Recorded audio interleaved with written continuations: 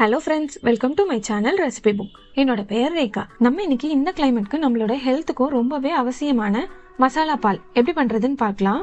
First நம்ம இதுக்கான masala powder எப்படி பண்றதுன்னு பார்த்துடலாம். ஒரு பேன்ல 20 போல பாதாம், 20 போல முந்திரி பருப்பு, 10 போல பிஸ்தா பருப்பு இதை மீடியம் ஃப்ளேம்ல வச்சு கைவிடாம நல்லா வறுத்து விட்டுட்டே இருங்க.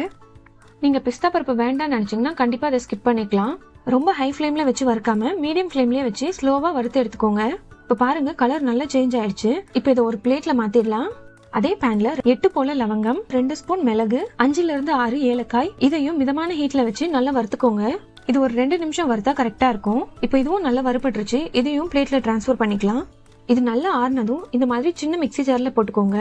இப்ப கூடவே 1/2 ஸ்பூன் போல மஞ்சத்தூள். இப்போ இதை பல்ஸ் மோட்ல வச்சு அரைச்சு எடுத்துட்டு வந்துடலாம். பாருங்க, இது நல்லா அரைச்சாச்சு. இதை ஒரு பிளேட்ல போட்டு கொஞ்ச நேரம் ஆற வச்சுட்டு அதுக்கப்புறமா ஒரு ஏர்டைட் பாக்ஸ்ல போட்டு ஸ்டோர் பண்ணி வச்சுக்கோங்க.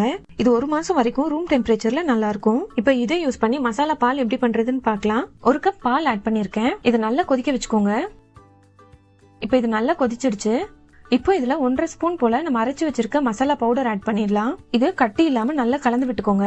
இப்போ இது ஒரு 3 நிமிஷம் போல நல்லா கொதிக்கட்டும். இப்போ 3 நிமிஷம் ஆயிருக்கு. பாலும் நல்ல கலர் சேஞ்ச் ஆயிருக்கு. இதுல நீங்க ஸ்வீட்னஸ்க்காக வெள்ளை சக்கரை, கருப்பட்டி, நாட்டு சக்கரை இந்த மாதிரி ஆட் பண்ணிக்கலாம். அவ்வளவுதான், நம்ம சூப்பரான மசாலா பால் ரெடி ஆயிடுச்சு.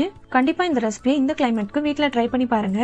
இந்த வீடியோ உங்களுக்கு பிடிச்சிருந்தா லைக் பண்ணுங்க, ஷேர் பண்ணுங்க, உங்க கருத்துக்களை கமெண்ட் பண்ணுங்க. நன்றி.